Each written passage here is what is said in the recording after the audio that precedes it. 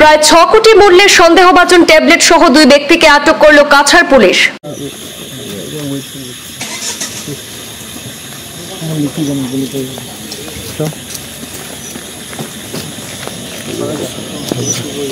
নেশা বিরোধী অভিযানে কাছাড় পুলিশের ফের বড়সড় সাফল্য। মণিপুর থেকে আসা একটি বলেরো গাড়ির বিশেষ চেম্বার থেকে উদ্ধার বৃহৎ পরিমাণের সন্দেহভাজন নেশা জাতীয় ট্যাবলেট।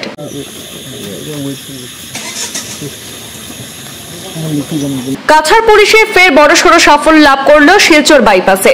গোপন খবরের ভিত্তিতে কাছাড় পুলিশ শিলচর আইজল বাইপাসের রামনগর এলাকায় অভিযান চালিয়ে একটি সন্দেহভাজন বলেরো গাড়ি আটক করে তল্লাশি চালিয়ে গাড়ির ভেতরে বিশেষভাবে তৈরি একটি চেম্বার থেকে পুলিশ 20,000 ইয়াবা ট্যাবলেট উদ্ধার করে, যার ওজন প্রায় 2.4 কেজি।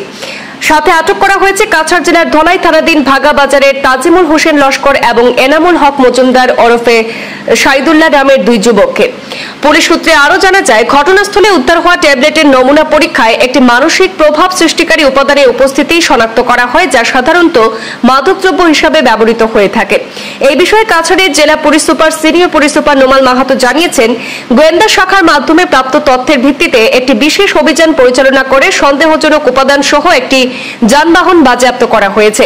উদ্ধার করা সামগ্রীর আর্থিক মূল্য 6 কোটি টাকা হতে পারে বলে অনুমান করা হচ্ছে। এই ঘটনার সাথে আর কেউ জড়িত আছে কিনা তা খতিয়ে দেখে তদন্ত অব্যাহত রয়েছে বলে জানিয়েছেন কাছাড়ের senior police super Numal Mahatta. Drugs বা নিচাযুক্ত সামগ্ৰীৰ বিৰুদ্ধে আমাৰ কাছাৰ আৰক্ষীৰ অভিযান অব্যাহত আছে আৰু এই অভিযানৰ এক অংশ স্বৰূপে আজি পুৱতি নিশা আমাৰ এটা বিশেষ অভিযান চলিছিলে শিলচৰ আৰু আইজল ৰোডত।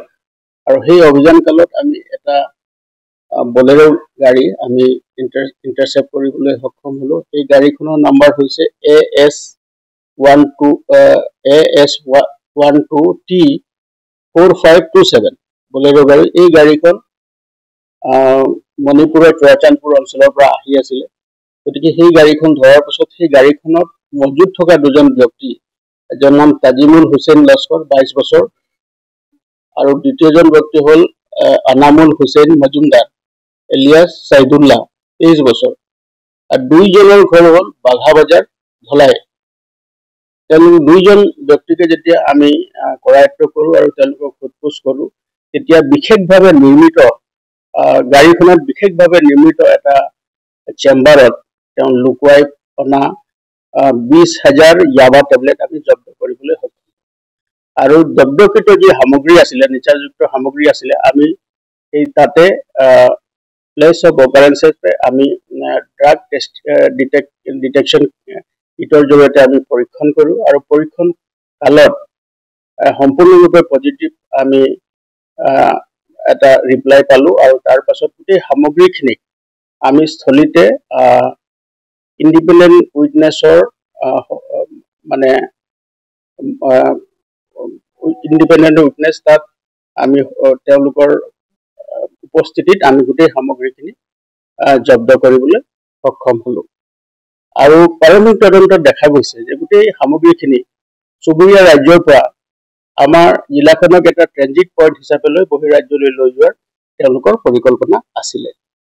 আৰু এই জব্দকৃত যি সামগ্ৰী আছে, এই সামগ্ৰীখিনিক প্ৰাৰম্ভিক তদন্তত দেখা গৈছে যে এই যিখিনি সামগ্ৰী আছিলে, এই সামগ্ৰীখিনিৰ চোৰাং বজাৰত ইয়াৰ মূল্য প্ৰায় 6 কোটিৰো অধিক হ'ব। গতিকে এতিয়া আমি বৰ্তমানো গোটেই এটা মোকৰ্দমা ৰুজু কৰি আমি তদন্ত চলাই গৈছো। আৰু ইয়াৰ লগত আন্তঃৰাজ্যিক বা আন্তঃজিলা যিসকল লোক সম্পৰ্কিত হৈ আছে, তেওঁলোকৰ বিৰুদ্ধে শীঘ্ৰেই আৰু কঠোৰতম আইনগত ব্যৱস্থা ল'বৰ কাৰণে আমি তৎপৰ হৈ আছো।